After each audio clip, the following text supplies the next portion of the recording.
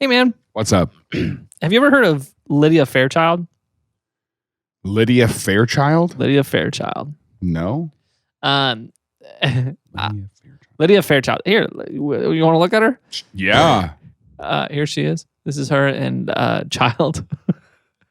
Okay. Her Fairchild. Is this like an 80s picture? 80s, this is 90s maybe? Probably this is 90s. For those, it's a old picture and she's holding a baby and the baby's just like, I think this is 90s because the story takes place. Is that her baby?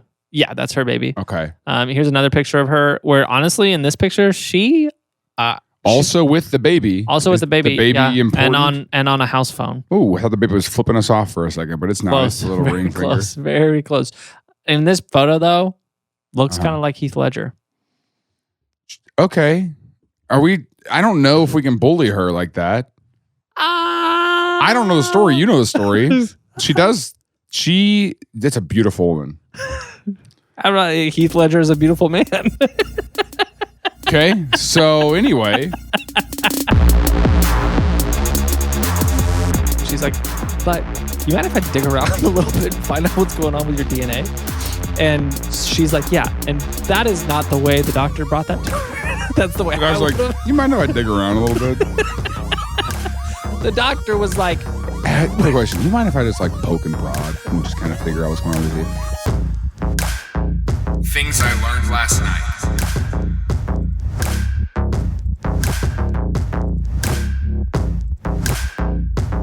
What's the story? Who's Lydia Fairchild? Lydia Fairchild and her, I don't know if this is her husband or her boyfriend. I'm not sure. I've heard conflicting reports. I've seen conflicting reports. They don't have the same last name, but that maybe she's a modern woman. Neither do me and my wife right now. We couldn't find our marriage certificate for a long time. So, also it's like a really big process. Like you got to redo your passport, your driver's license. It's a lot of work. Yeah. It's just...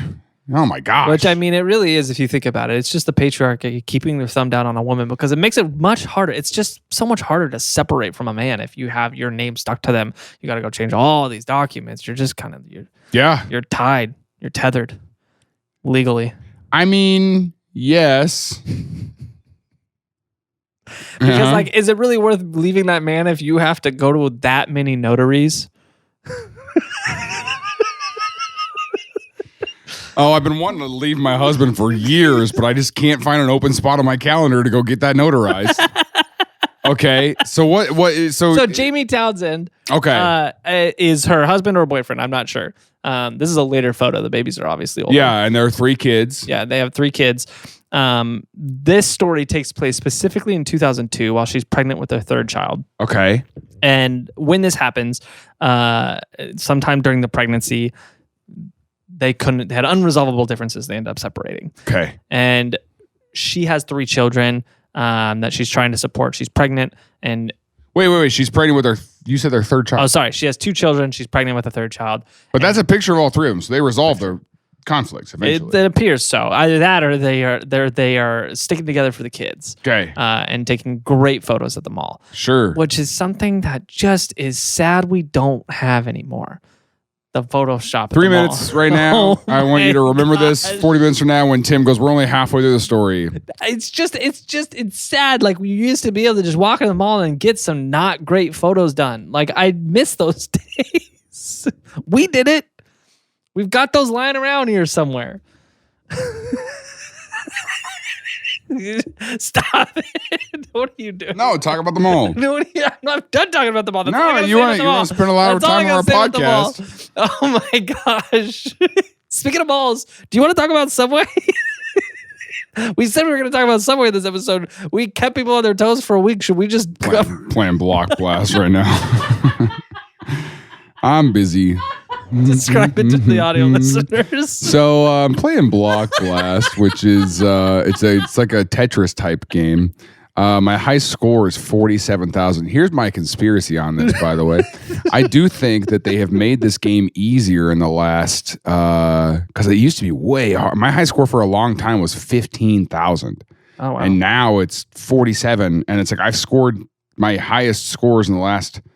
So I think this game was too hard, and they just made it easier. To be honest, I really do. Why? Think that. What's the motivation? So people play it more? Yeah.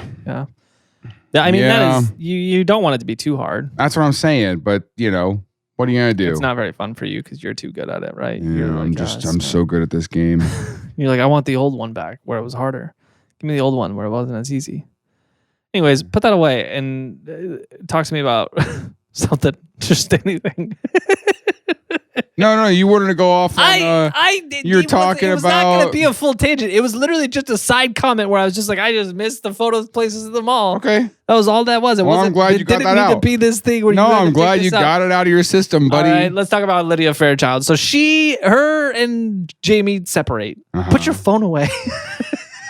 I know you're like, oh, I gotta finish this level. The game is so easy, but you can't finish this level in less than 45 seconds. Oh my god! 5.5 minutes, dude. So it was your phone right here. You're on your phone. I miss whenever you go to the mall, dude. And like they had like this there for those that don't know, there was like a store. My mom loved the store, by the way. My mom, whatever Glamour Shots or whatever it was called. My mom loved this place because they would have a whole drop down, they had all these props and stuff. And my mom actually started to move away from it I remember this real clear, like 2011, my mom and my dad, my mom and my dad, my parents, they got my mom and my dad, my parents who are my mom and dad.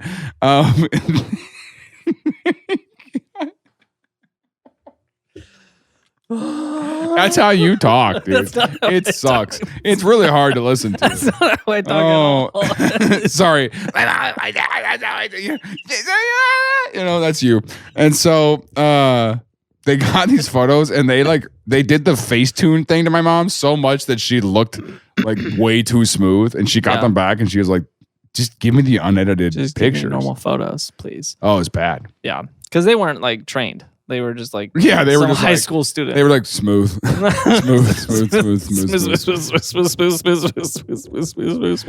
how much better. That also was the photo shoot that my mom decided to like lose a bunch of weight. And so it's really weird to look back at those photos now. We were all weird. We were all different sizes. We were all weird. Yeah. Yeah, it was a weird time. So Jamie and Lydia separate. Okay, she's how far into pregnancy? I don't know how far, but I do know she is pregnant with her third child at this point. Okay. I would guess with the way the story goes, like it's early in the pregnancy. Sure. Would be my guess. Very early in the pregnancy, honestly. 2002? With how this timeline goes out. 2002, yeah. And so she goes, because now she's on her own, a single parent. Right. She goes and she applies for child support. And obviously, when you go in for child support, a normal procedure is they DNA test the children and the father to make sure the father is actually the father, because you don't want to force someone to pay child support for a kid that's not their own kid. And so they go in, very routine thing, do it. Had to wait a couple weeks, and then they call her and they say, "Hey, we think you should come down to the office." I almost said station. Yeah. You should come down to the station. Come down to the manager's suite. Come on down to the manager's suite. They did this test at Toys R Us. And well, we think you should come down for these results.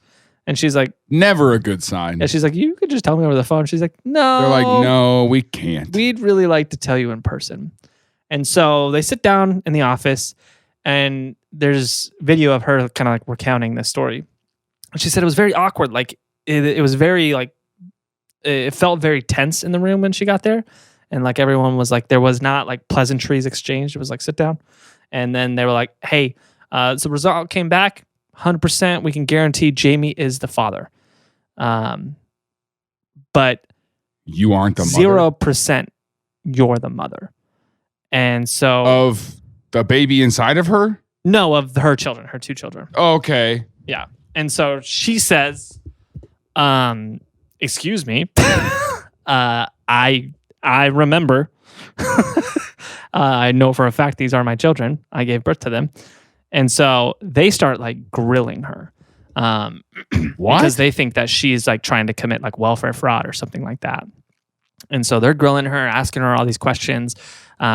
They start asking her, they're like, do you have a sister? Could these be your sister's kids? So the DNA can say 0% chance that it's yours. Yeah. But it's 100% Jamie's. Okay. And so they're very like, she says like she was getting grilled, and it felt like an interrogation. And they were asking all these questions of like, are you actually Lydia Fairchild? Like, did you do something with the real Lydia Fairchild? And like, you took her kids. And she's like, no, I'm the real Lydia Fairchild. She's like, here's my ID. Like, here's all my papers. Like, we've gone through this whole process. Like, I am me. These are my children. I remember giving birth to them. Like, must be something wrong with the tests. And so they end up going through this whole like interview where they're on her. Did she have any pictures from when she was pregnant? I don't have any pictures. I'm sure she does. Right. But I don't have any pictures. And so they basically were like, look, we can run another test. But the guy straight up tells her in this thing, and he straight up says, we're going to take your kids away because these are not your kids. Like, we're confident that it's a 0% chance. We've got the DNA results. And so she's obviously distraught. Yeah. And so she starts going through all the possibilities. She leaves this. She's like, what are all the possibilities of what's going on? She really thinks like the DNA test must just be wrong. There's, I suppose, the possibility that something happened like in the hospital. Maybe these got switched and they weren't my kids, but it's like, well, no, it's Jamie's. This is actually Jamie's kids. And so maybe he had two baby mamas in the hospital at the same time. And they were in different rooms, and he just got them all mixed up. And he's like, I need to go to the restroom real quick. And then he went to the other birth. I was like, I gotta go to the bathroom. You got it, babe. You got it. I gotta poop again. It's like, yeah, I'm just a nervous pooper. I'm so nervous right now. When my baby was born, there was another dad there. Did I tell you this story? There was only one other baby being born that on our floor that day, and the other dad, when it happened, he got sick and he passed out, and he had to like go to the ER because he hit his head. And so I remember at some point during the day, like I went down for lunch and came back up, and I rode the elevator with him, and he was like bandaged up. And then the nurse told me later, she's like, yeah, we've had an eventful day. And she's like, are you going to pass out? Because I don't want another one of those. He doesn't remember that. Yeah. That's embarrassing. I think he had, yeah, that's embarrassing. Anyways, so she's trying to figure out what is going on. Meanwhile, the state is like starting to come after her, and they're like taking her to court. And so they take her to this court, and she's trying to tell the story. So this is like a ongoing process then. Yeah, this is not like a one-day thing. This is something that's going on. And where are her kids during this? So she's still got them at home. Like they have to go through the process to be able they can't they can't just be like, these are ours. And so yeah, they're home with her. Jamie is trying to like vouch for her and be like, yeah, she's like, I'm the father. Vouch for her, yeah. Like, yeah, I'm the father. That's their mother. We're not together, but that is their mother. Her parents are defending her, but the longer this runs on and the more the state starts to, a lot of people start to have some doubts. They're like, it's strange. Like, we know we were there at the birth. Like, we know this, but something has to be going on for her to not be showing up in DNA. Like, how is that possible that she's not showing up in DNA? And so, they take her to court, and the judge is like hammering her at court, because the judge is like, this is fraud. You're committing some kind of fraud, and we're going to get you for it. She shows up without a lawyer because she did all this searching for lawyers, and no one would pick up the case because they were like, yeah, this is obvious. Like, so no lawyer will take the case. Yeah, no lawyer is taking the case because they all think it's obvious that she's committing fraud, because there's no way a DNA mother, evidence. Yeah, there's no way a mother would come up as a 0% match. It's not even like, it's not like it's like a 60%. It's a 0% match that she came up as. And so she goes to court. The judge is like, I suggest you get a lawyer. She's like, I tried. No one wants me. And so they have this initial hearing. It does not go well. Well, didn't she get a lawyer though? Like, there's public defenders. Well, I don't know in a case like this, because this isn't, I'm not sure. In a case like this, I don't know enough about how this stuff works. Like, this isn't like she was arrested and she's facing like a criminal trial. Like, this is, I guess, technically a civil trial. Okay. You still get a lawyer. Do you? Do they provide a lawyer? If you're dealing with the court, if the state is suing you for something, yeah. I don't know if they're technically suing. Okay. I don't know. I don't know if the state provides a lawyer in a situation like I don't know. Maybe they do. But all I know is she was going to defend herself because she couldn't find someone to be her defender. The judge was like, I suggest you find a lawyer. And she's like, I tried. I can't find one. And so basically, they go to this hearing and they say, okay, well, you're pregnant. So this works out perfect. What we're going to do is you're going to have this baby. We're going to have a representative of the court there to witness the birth. And immediately, we're going to DNA test both of you, like that same moment. And we're going to... This feels so crazy. Okay. And then we'll be able to know... if there's just something weird about your DNA. Yeah, if there's something amiss or if... Yeah. And so you're in the hospital, legs up, trying to give birth. Yeah. And there's the father. Doctor comes in and goes, hi, I'm Dr. Tyler Cox. And and he goes, okay, this is the father. Who is that? That's and then the there's judge just a person in the suit, robes. In the robes, that's the judge. And next to him is the stenographer. Have you seen that they had like mouth stenographers now? Oh yeah. With like they've got like this like weird. It looks like an oxygen mask. It's crazy looking. Pretty crazy, right? They're doing ASMR into that thing. Jeez, They're whispering the court case.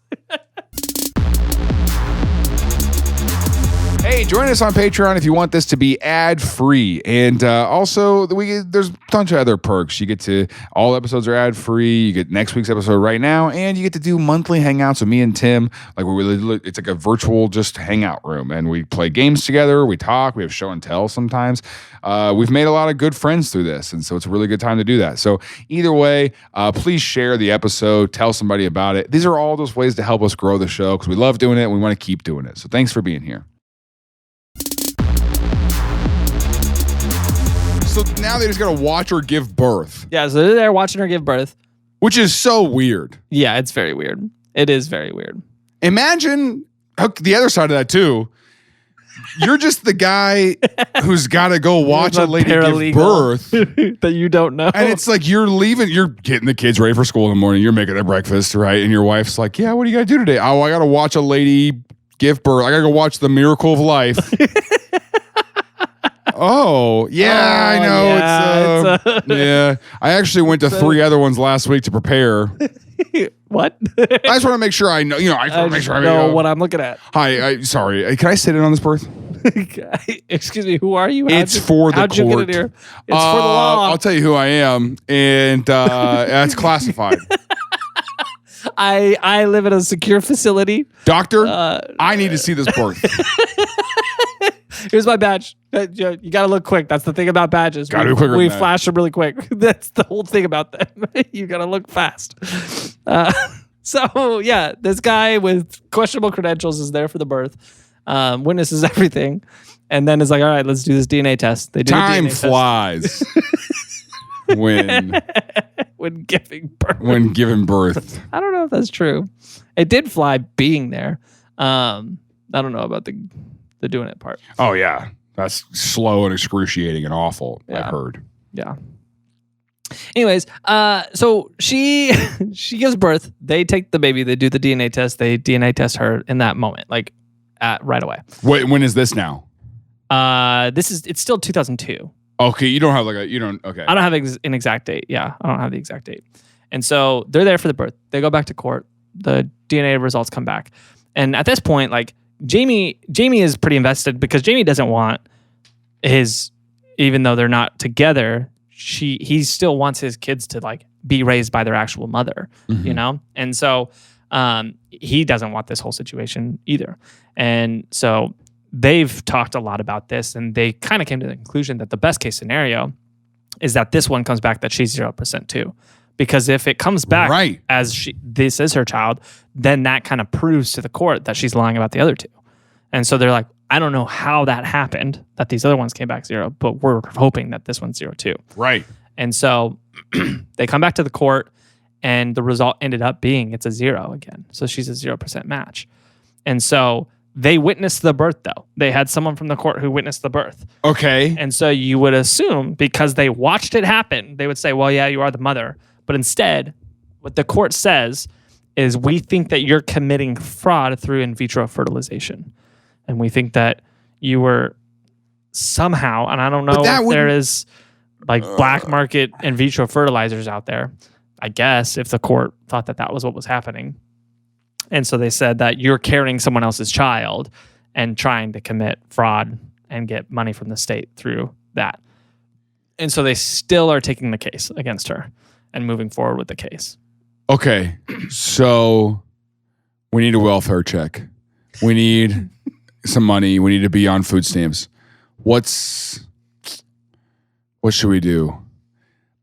Let's have 3 children, carry them in my body, give birth so that I can skim a couple $100 a month from the government. From the U.S. government. That's probably the best plan. Let's do that. Yes. Let's do that.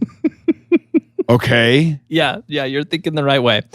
So this happens. She now has this third situation. So she then thinks, okay, because of this third child and this third set of DNA tests with a court witness, she says, maybe I can go back to all these lawyers that shot me down, and maybe someone will be like, okay, this is actually interesting.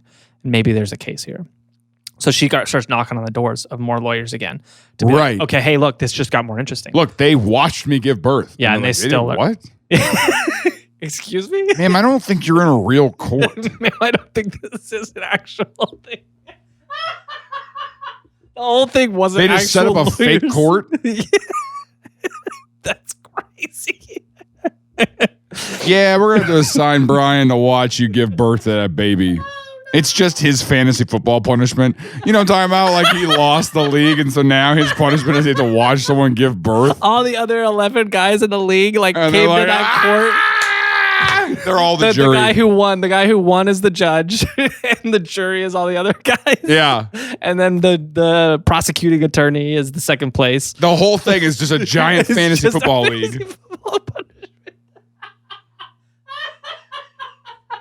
That's crazy. Called the Courthouse is the league name. That's the league name. That's pretty hard. That goes pretty hard, actually. And then so they're sitting there, they're holding court. And the loser has to watch a lady give birth. So they have to create this whole gigantic... This crazy let's just call a random mom and tell her that the DNA results say 0%. Honestly, this makes as much sense as someone trying to scam welfare by having 3 babies. This is just as likely. That's crazy. So, dude, fantasy football punishments are absurd. They're getting nuts. They're getting. Did we joke about that on the podcast before? I don't know. We talked about that. I don't know about how I've seen some ones that were great. Like they seem like, oh, this is actually a good time. The Waffle House one. Have we talked about that? Yeah, where you have to stay at a Waffle House and then you can shave an hour off. But yeah. That's a good time. I love that. And then everybody in the league can come at different times during the day and mess with you and watch you suffer. Right. Like, that's fun. But there's other ones that are not fun. Yeah, there was a guy that we met in San Francisco who told me that he wants his fantasy football league punishment to be Stolen Valor Day, where for a full day you have to steal valor. And it has to be convincing enough that people will go, thank you for your service. But also just wrong enough that any serviceman can go, yeah, no. But you can't break. You can't break. If someone says thank you for your service, you have to go, you're welcome. That's really funny. That is a really funny punishment. No, this is my fantasy football punishment. It's Stolen Valor Day. That sounds like the Wednesday of Spirit Week. Stolen Valor Day. All right, guys, this week, I know it's a lot going on. There's a bake sale. There's we're catering lunch. Tuesday's pajama day. Thursday is Jennifer's Dead in the Parking Lot Day. Wednesday is Stolen Valor Day. So new idea brought to us by Student Council. Yeah. Good idea. Creative idea. Yeah. Well, and we only went with it because that kid said he was a Purple Heart. So felt weird to say no to him. Weird to say no. You know? Yeah. Are you... Hold on. I think I'm just now realizing that he's not a Purple Heart. Purple Heart. He just crashed in that accident last month. And he said he's a Purple Heart. Okay. So anyway, that's okay. So that's the whole thing sounds so stupid. So did a lawyer take the case? Yeah. So she ends up finding a lawyer named Alan Tyndall who says, "Oh yeah, I want it." I'll keep looking. Don't worry. Oh yeah, I want in. Wow, this case is so worth it. This case is my Dallas Cowboy cheerleader. So worth it. If you don't listen to our show, some of these quotes are crazy. Sorry about that. So he starts digging into how this could be possible. How could it be possible that she's coming up as a 0% match when she clearly gave child to the birth. She gave child. Yeah. That's 100% what I'm calling giving birth from now on. Gave child to the world. Gave child. So he starts digging, and he ends up coming across this woman named Karen Keegan, which I should have got you a picture of her. Hold on, give me a second. Let me get a picture of her. Okay. Why don't you, while we do this, we said we were going to talk about Subway in this episode. Perfect. Okay, so the reason that Subway sucks now is the fact that Cisco and U.S. Foods have monopolized the food distribution system. So everywhere you go is the same food cooked just slightly different, right? So the mozzarella sticks that they serve at Chili's are the same mozzarella sticks they serve at TGI Fridays. The chicken strips that you're ordering at different places is the same chicken strips, right?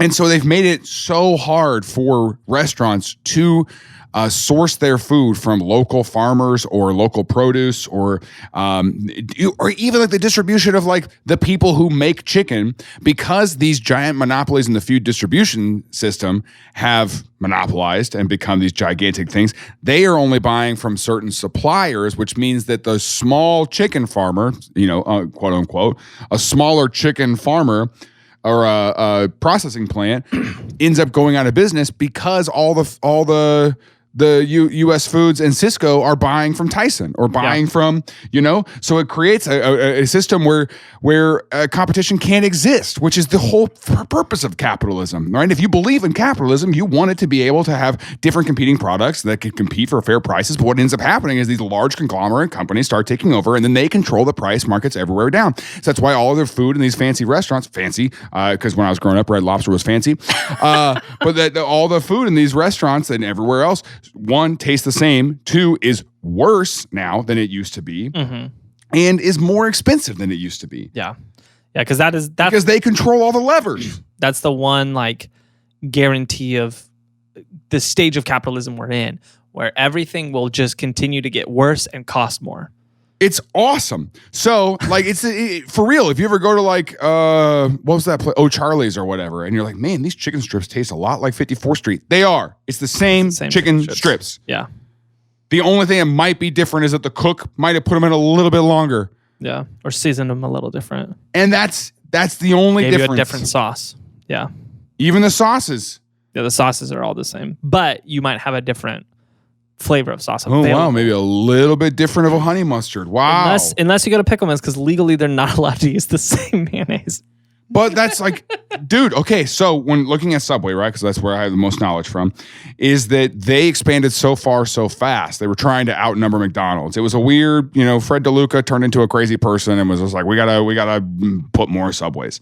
That's why they ended up with 2 street stores and a Walmart store in the same small town, right? Didn't make any sense. Yeah. But they just wanted as many stores as they could. But when you expand that fast, you have to then get a distributor who can handle that kind of thing. Yeah.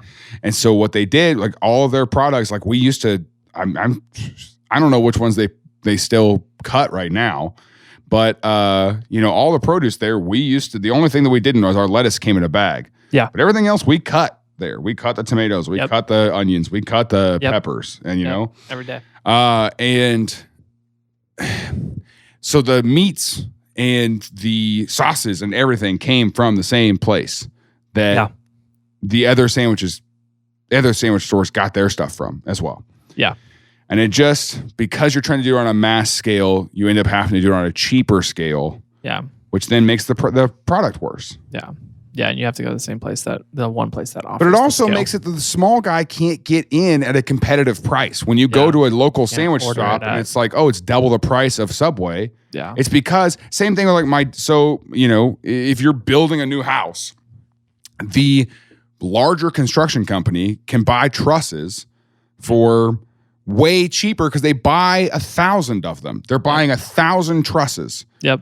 And then you get a bulk discount. Yep. But then if you're trying to build your own house on your own property, it's going to cost 6 times as much because you don't have that bulk discount. You don't need 1,000 trusses. Mm-hmm. Yeah. You just need 999 trusses. So they made it so that you can't build your own home. Yeah. You have to use that construction company. Otherwise, you're paying 6 times the price. Yep. Anyway, that's our weekly crash out. Thanks for joining us. It's great here. But that's what I was really upset about. It really, I think the last episode that stemmed from talking about how in the suites, like we have paid before, like for an experience. Yeah. Of like, oh, I've never done like a suite at an NFL game. That's crazy money. Yeah. But even then, like you pay crazy money for some of these things. Yeah. And the quality is not good. Yeah. Like it's like, oh, this is just chicken strips. Oh, like of the food that they have there. That's crazy. Really? And this was a long time ago. But and I didn't do it. My dad did it while I was in college. But someone at the church gave him tickets to the Colorado Rockies, and it was like the top of the line ticket that they had. It wasn't a suite, but it was like you had this separate entrance. There was like a presidential like diner or something like that. And they had like special food there. It was all free. And then you sat right behind home plate, and they like had waiters that came out. And he said the food was incredible. And so. Well, what year was this? A while ago. This was when we were in college, so maybe it was different. I think honestly, in the last 10 years is when stuff started to really interesting. Huh. Anyway. Yeah. I mean, I thought that when we were in Orlando, like I don't think any of that food there was incredible at the Ritz. Like I don't think it was crazy. Like it was good, but it wasn't better. It wasn't like, oh, this is. It wasn't what the price on those tickets were. Oh, for sure. It was not that much better. Yeah, but that stuff's inflated anyway. I mean, Yeah. Anyways, but that was my rant. Did you find a picture of Karen? Yeah. So here's Karen Keegan and her family. And so this is a case. Can you guess which one's Karen? Yeah. This is Karen and her 3 sons. This photo is probably late 80s, I would guess. Okay. Maybe early 90s. I don't know. But Alan finds this case in Boston, a woman named Karen Keegan, who her liver was failing. And so she needed a transplant. And so she gets a DNA test, and her 2 adult sons and her husband tested to see who she could have be a donor for a new liver. Or not a kidney. Sorry, kidney. Not a liver. Kidney. What was strange in that test, her husband ended up being a positive match, so she was able to get a kidney from her husband. But what was strange was in that test, both of her sons came back as a 0% DNA match to her. And the doctor was like, that's really weird. And so the doctor came and was like, hey, your kids are your husband's kids, but not yours. And she was like, that's strange because they're mine. And she's like, and the doctor was like, yeah, I believe you. And she's like, that's really weird. She says, look, we're going to work out this kidney thing for you and make sure you're healthy. And she's like, but you mind if I dig around a little bit and find out what's going on with your DNA? And she's like, yeah. And that is not the way the doctor brought that to her. That's the way I was like, you mind if I dig around a little bit? The doctor was like, quick question. You mind if I just like poke and prod and just kind of figure out what's going on with this? Do you care if I continue to look into this? The doctor was like, would you mind if I did some medical research with you? Would you consent to some medical research? And so she was like, sure, as long as... It's the same thing when you do improv. If you're going to touch anyone in the audience, you have to give verbal consent. When you do improv, you got to go, can I... You're like, oh, can I touch you? I need verbal consent. Yes. Great. It's the same thing when you're watching an ASMR haircut and the ASMR barber is like, do you consent to me touching your hair before the haircut? Because every barber does that. And you're like, yeah. And the ASMR barber's wearing a hot dog costume. Drives me insane. If you're an ASMR artist out there, stop doing that. No barber asks that question. Every barber just assumes you're here, you're sitting in the chair, you're okay with me touching your hair. You care if I touch your hair? And they don't even say, do you care if I touch your hair? They say, oh, real quick before we begin, do you consent to me touching your hair? Drives me crazy. Drives me insane. Yeah, I guess that didn't come up on my feed because I guess I don't watch that stuff on the internet. I don't watch it either. I just listen to it while I work. I actually put it on my phone, put it in my ears, put on noise cancellation so it's the best effect. And then I turn my phone face down so I can't see it because it makes me uncomfortable to see it, but it helps me focus to hear it. What are you doing? What are you doing right now? You playing Blockbuster? It's not called Blockbuster.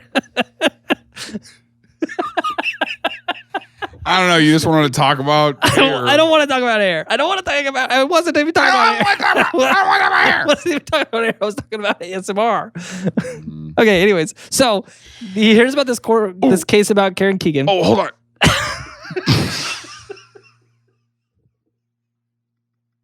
Sorry, is that blockbusting going? You got some good blockbusts. So here's about the case about Karen Keegan. The doctor is like, can we research on you? And she's like, yeah, as long as I survive, like, do whatever you want. She's like, if you can... You can do anything short of killing me. No, she's like, if you save my life, you can do whatever you want. Oh, that's fair. That's fair. And so she gets her kidney transplant. Her husband gives her a kidney. And she continues the research. Okay. And they do all these DNA tests. They're constantly swabbing her, and it's constantly coming back. Every test is coming back that she's a 0% match with her children. They end up getting her third child. Her third child didn't qualify to do the kidney transplant, but because now they're doing this research, it's like, okay, yeah, we can test him for that. We're not going to take his kidney, but we're going to see if he matches you. He also doesn't match, and so like this is very strange. So doctors pouring through all these research documents trying to figure out what's going on, and she finds out about this case about a child in Texas. And there is a doctor there who wrote a whole report about this case in Texas where this child was born with 2 complete sets of DNA. So much so that the child had a seam right down the center line of their body with 2 different skin tones. And we actually have a picture of this where there is a legitimate seam where the skin is different. And those were 2 completely different sets of DNA. On each half of the child's body. And what this paper concluded was that this was a situation where that child, when the egg was fertilized and in that early stage, and there was the 2 zygotes, they merged and they fused and they grew as 2 complete separate sets of human DNA, but merged together. So kind of like a Siamese twin, but without the twin part. And so it was essentially twins that were stuck together. And so they went down that route to try to prove, is it possible that even though, what did I say her name was? Karen Keegan. Even though Karen didn't have like any evidence on the outside, like that child in Texas did, could it be possible that she is a similar situation where she is a fused twin that fused in the room and has 2 sets of DNA? Okay. They spent months and months and months swabbing for DNA, finding DNA from different parts of her body, until eventually they found, okay, she does. They ended up finding on her thyroid that almost 100% of her thyroid was a completely different set of DNA. And upon digging deeper, what they were able to discover is that her entire body was peppered with 2 sets of DNA. But the frequency of what DNA was showing up in each cells was predominantly the set that came out in those first tests. Okay. The thyroid was the one place where it was predominantly the other set of DNA. And when they compared that DNA to her children, it was 100% match that she was the mother. Hey, if you love the show, a great way to show support is by getting some merch. We got lots of great stuff. I'm going to showcase some of it right now. This is like our little TILLN QVC. You can get it's a podcast sweatshirt. Very sweet. The nice thing about this is no one knows what podcast you're talking about. So you wear it in public and you can tell them about your Lord and Savior, TILLN podcast. We also got this is one of my favorite things we've ever made. The Fiddle Off Fest hoodie. It's got the devil playing a fiddle. It's not really the devil, it's a skeleton. And then all of the bands on the back of it, like it's a festival, but spoiler alert, These aren't bands. These are jokes from episodes. So worth checking out. And this is one of my favorite things we've ever done. This is for the real fans. This is an old one. We've got a Tim Stone's Get Well Quick Trick shirt, and it's very cool. We got some really good designs. Jaron is good at designing stuff, so support his dream. No one will hire him as a designer, but you can by buying his merch. It's our merch, but it's his designs. And so leave a comment. Say, Jaron, you're good at this. We like your art. He really needs it. He needs your support so bad. Please make him feel better about it. And buy some merch. It helps make this show keep happening. You can tell people about how much you love this show with it. So I was even trying. I was like, all right, I'm gonna wait out there and do this. Did you hear what I said? Yeah, you're gonna do a 2-minute merch ad. It wasn't a 2-minute merch ad. Oh, Jaron's a good designer. Jaron's a good. Go give him a high five. Like, dude, make him feel good about his art. And then you're gonna make him listen to 2 minutes of ads. We gotta do all that, and then it's gonna be like, back to school this fall. Like, no wonder we will hate. There's skippable ads. They're not skippable. They are skippable. Yeah, YouTube Premium. Leave all this in that ad.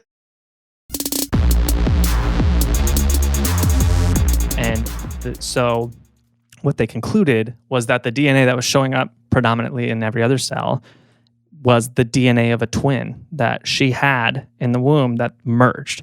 And in her case, it wasn't a situation where there was that thin line right down the middle and it was split. It was just completely like merged, and there was little bits in every cell of DNA. Oh yeah, that's my twin's thyroid, and that's my twin's 3 kids. And sometimes I have thoughts that are the twins. Sometimes I think about my twin's thoughts. Sometimes my twin has thoughts.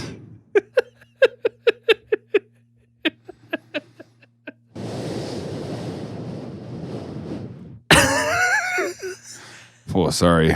And so as a part of that journey to get to that point, before they found the actual DNA in Karen, they tested extended family from Karen's family tree to see if there was any DNA that matched. And they found that her children matched her mother. And so for them to match her mother, it had to either be they are Karen's child or one of Karen's siblings' child. Karen only had a brother. And so they said it's probably not the case that Karen's husband and brother had these children. Probably. It's probably the case that there's something strange going on with Karen's DNA. And so when Alan found this case, he got all those documents together and he basically went to the court and requested that Lydia's extended family be tested to see if they were a match to the family line. As well as they went to see if they could find some other set of tissue within Lydia that matched her children. And so they did all those tests with Lydia. They did all the tests with the extended family members. But the timing of it with where her court date was, they were not able to find out before the court date, the results of her DNA test. So she went into that court date genuinely not having an idea about what was going on. And because her test had not come back to her yet. Alan shows up to court, her lawyer, luckily, with the data from the extended family's DNA tests. Okay. And what those tests proved was that her mother was the grandmother of the children. And so that ended up being enough to prove to the courts that the children were Lydia's children because that was there was no sibling on record. It didn't end up coming out until weeks later when she got the results of the test that they did find a second set of DNA within Lydia. And so she was also had the same case. She had the same thing. She had the same thing where she was probably merged with a twin. And the technical term for this is chimerism, which is named after the Greek creature, the chimera. Oh. Which this is like a Greek mythological creature, which is like a lion and a goat and a snake fused together. I mean, there's lots of iterations of this. This is the most common version in Greek mythology, where two creatures have like they didn't know about DNA, but they're blended for together. Those listening, it's a lion statue, and then it's just got a goat head sticking out its literal side, like its shoulder, right out of its ribs. There's a goat head, and then its tail is a snake. Snake. Yeah, like it has a normal tail, and then the tip of the tail is the snake head. Yeah. Pretty cool. And so they named this condition after that. It's a chimerism. Okay. There is a actress who's got the same thing where she's got the line. This one just looks like a sunburn to me, but she has 2 sets of DNA. And so this is a photo of her. And who is the actress?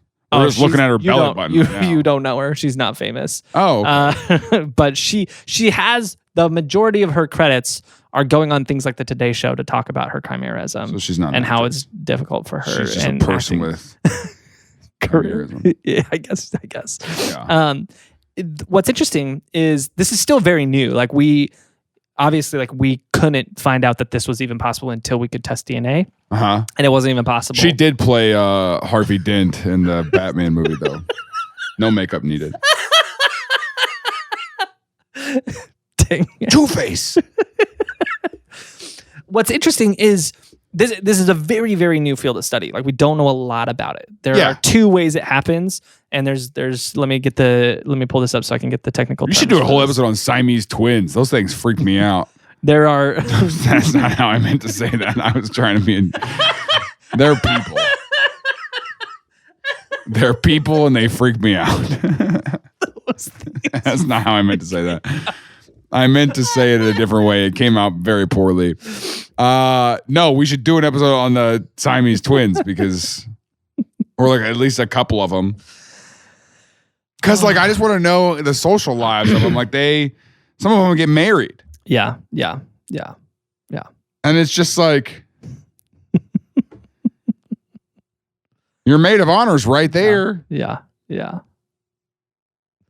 That's uncomfortable. I'm now thinking about it too. Most of the Siamese twins that I've seen stories of my entire life are all female. They're always on TLC. Yes, but are there male Siamese twins? Is Siamese twins what we're supposed to call them? It feels like that's not what we're supposed to call them. Right? Conjoined? I think conjoined is the word, yeah. I think conjoined is what we're supposed to call them. I think you're right. There are male. I'm looking at a bunch of them on Google Images right now.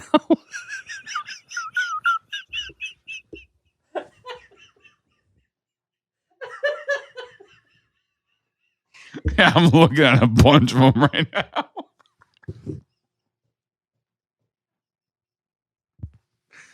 Yeah, there's dudes. I'm looking at a lot of them right now.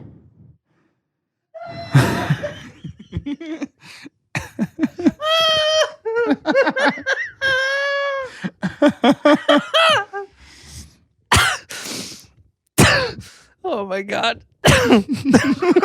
Yeah, there's dudes. I'm looking at a lot of them right now. All right. Where are they all joined at? Because they're joined like they're always joined at different spots. Yeah, because that's just how it happens. Yeah, that's so crazy. Yeah, and so essentially chimerism is the same concept. What's the success rate of de-joining conjoined twins? Well, I probably not very much, because my understanding is like a lot of times they're sharing like their central organs, right? And so it's like they have like their nervous systems are separate, but their main organs are together.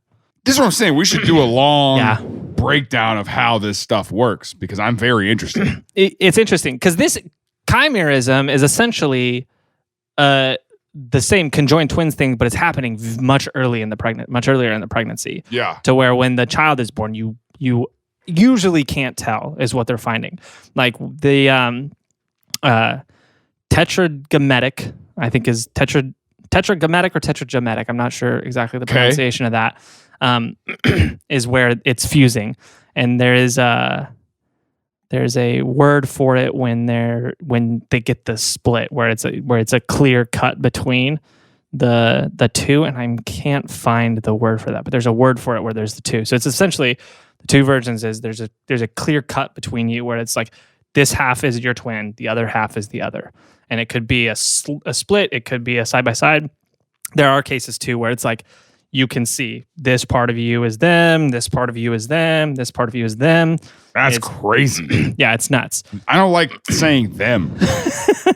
And then there's still you. Then there's the other situation where it's like Karen or Lydia, where you can't tell at all from outward appearances. It's just looking at a cellular level at your DNA.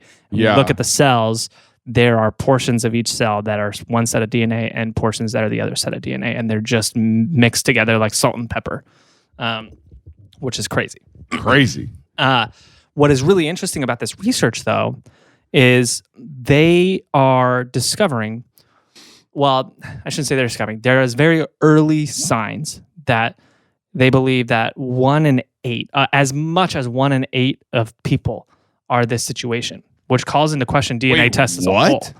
Yeah. 1 in 8? Yeah, because they know that there are a lot of situations where early in pregnancies, there are 2 embryos and it ends up one fails. And so they're starting to wonder how many of those are fusing in that early stage. And so we don't know for sure yet, but these early estimates say that there could be as many as 1 in 8 people are this situation, which does really, like, you never know now. Like, if that's true, it means 1 in 8 of DNA tests could be wrong because that person's DNA. Does that call into question DNA evidence then for crimes? 100%, because you wouldn't know. Well, because that would still match you, though. In theory, because with the situation of Karen, if you took DNA from her thyroid and you took DNA from somewhere on her arm, those are going to be 2 different sets of DNA. Yeah, but that would only help you get out of the crime. Well, they're not going to. That wouldn't be like a DNA match to pin you for a crime. Yeah, that's true. That's true. Yeah, they couldn't pin you. But yeah, you could get out of it. So would be pretty cool. But it did get me thinking. Oh, you guys are trying to get a DNA sample from me for a crime? Can you pull it from my thyroid? Can I choose which Can DNA? I choose what DNA you take? Let me choose the DNA you get. Let me choose. No, let me choose. Let me choose. No, let me choose. No, let me do it. Sorry, that is them talking. What? My twin. I will. Sorry, my twin doesn't speak English. Twin thoughts. The twin doesn't speak English. The twin, he speaks his own language. They don't speak English. They made up their own language. Shut up, boat. The police would just be like, yeah, I think they committed the crime. We don't need to do the DNA. That's the criminal right there. That's a criminal. Don't go. We need to put them away. Oh. All right, you're going to jail. I don't know for what, but we're going to put you away for something. You can only jail half of me. That's Cut also, speaking of conjoined twins. Yeah. I mean, you were there. Yeah, but are you responsible? What the whole time you're like, no, he did I don't want to do this. He did it. I don't want to do this. I'm turning you in for this. He calls the cops. Hey, so this is going to be awkward. Hey, Janice. Yeah, I know. It's me again. Here's the thing. It's not me this time. I know. I mean, I'm here. I'm here. I'm here. I'm powerless to stop it, to be honest. But it was them. Yeah, can you imagine being... It was me. Yeah, we were robbed. He was super, super kind, really generous, like really nice. Came in through the His ceiling. conjoined twin was... Also, he was a conjoined twin. Only one of them was wearing a mask. Hey, put that away. Put that away. Yeah, the twin is aggressive. The twin's like, chill like a out. good cop, bad cop situation. Wow. I don't know how insensitive this whole stuff is. And I'll be honest, I don't really care. That's crazy. Anyways, so it got me thinking, and I don't know if I should put this out on the internet for any would-be criminals out there, but CRISPR is becoming a thing. And what is? CRISPR? Are you familiar? The mattress company? No, not even close. Not even close. CRISPR is this company that is... it's an air fryer? Not even close. Kind of close. No, CRISPR is the company that's doing the DNA modification. And it's crazy. DNA modification? Do you not know about CRISPR? Is this a thing where like you can choose the sex of your baby before? Way crazier. Okay. CRISPR, it looks like it, honestly, I'm trying to think of how to describe it. Like it looks like kind of a crazy looking syringe, and you can modify DNA from a living person and change their DNA.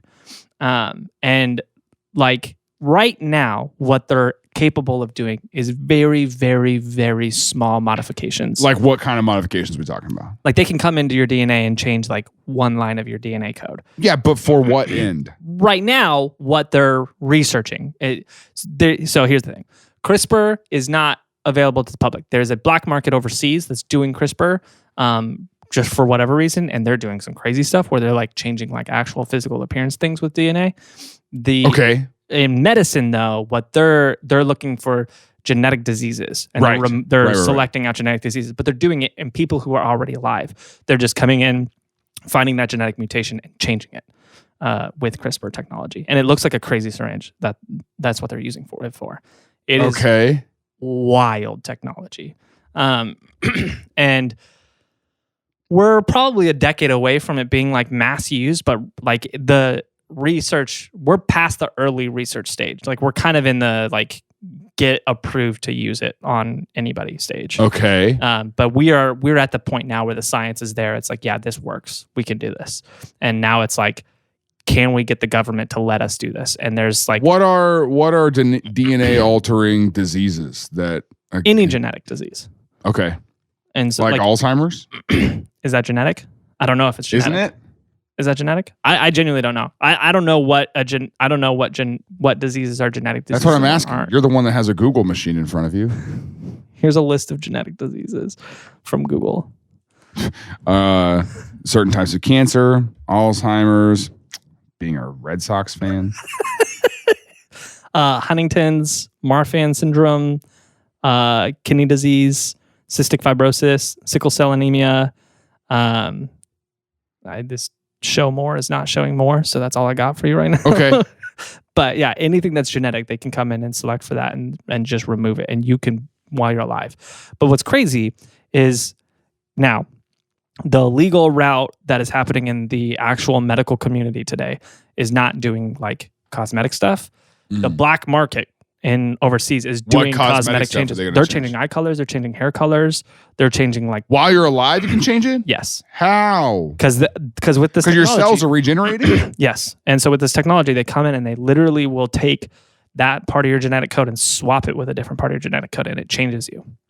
And it's not like, but your cells have to die and be replaced. And it's insane. I don't know about that. It's insane. And that's the thing. The medical researchers are coming out and they're saying this is possible. They're like, that's not what our Here's what I is, think. But this is possible. Here's my take on that.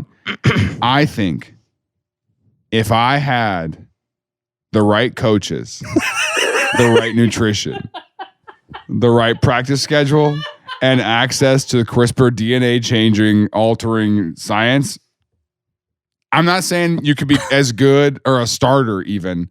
I'm saying I can make the league. I mean, yeah, if you could get CRISPR modification, yeah, you could for sure. That's no questions asked. But yeah, there's a lot of the medical researchers are working really hard to get this approved, and they're coming against like a lot of political pushback because of particularly in the religious community. They feel like it's like playing God. But there's people outside the religious community that are kind of being like, well, this is kind of like opening a Pandora's box, because if you can modify anything, especially when you're alive, yes, what happens, especially when you give that, if it's a medical thing that is a treatment, like, of course, it's going to go to the rich, and the rich are going to use it, and they're going to get ahead, and it's going to widen the gap. So there's a lot of like, it is incredible technology that could change a lot of lives and save a lot of lives and make a lot of people live better, healthier experiences. And there's the aspect of that that's amazing, and we should do that. There's another aspect that is, it's risky. But it's here, and whether or not it happens is yet. I mean, it's one of those things where it's like the rich have access to it anyway. If you're rich enough, you have access to it. Yeah, you go overseas and do the black market thing for sure. Because there's a huge black market for it. Yeah, and it's been around for a while. It's crazy. Maybe I should cover it. Well, I've kind of covered all. Maybe I haven't. I could look into it more. No, let's talk about it during our conjoined twins episode. Okay. So, anyways, what I was saying was, if you could get your hands on a CRISPR device, because they're black market devices anyways, you could modify your DNA. You could go commit a crime, modify your DNA, and then you're good. It wasn't me. Do the test. Oh, well, don't put that out there. I think, yeah. So that there's another issue with CRISPR. It's crazy technology. But anyways, that's the story of Lydia Fairchild and how she came this close to losing her kids. If it wasn't for her finding this lawyer who was really interested in the case and doing a lot of work, and honestly for Karen going, like, there was just so many dominoes that were like so lucky, honestly, because Karen, like, had she not had kidney failure and had a doctor who saw that and was interested, like, I want to know more about that. Like, if the doctor was just like, that's weird, and then just did the procedure and just let it sit, like, there's so many things that had to fall in line for Lydia to be able to keep her kids, and she was able to because of it. It's amazing. And they're like a little bit younger than us. Her kids? Yeah, I mean, her youngest kid was born in 2002. Yeah. So yeah, the older kids are probably only a couple years younger than us. So got to grow up with their mother because of. Happy for you guys. Yeah. If you're watching, I hope we didn't say anything. What's crazy is that Lydia listens to the podcast, but only half of her likes it. I like this show. I love this show. Listen to the funny guys. Oh, I'm going to put on my favorite podcast. Guys. I love listening to this podcast. I'm so mad that you're listening to this. I'm so mad that you're listening to this right now. I hate this podcast so much. Fiddle off. Hey, thanks for checking out this episode. If you liked this one, you might like John R. Brinkley. It's another episode where there's a doctor who's doing some weird stuff. It's really worth the watch. And if you want to see next week's episode, you can see that right now over on Patreon. Our patrons get a lot of bonus perks, including seeing every episode a week early ad-free. But we'll see you next week on another episode of Things I Learned Last Night.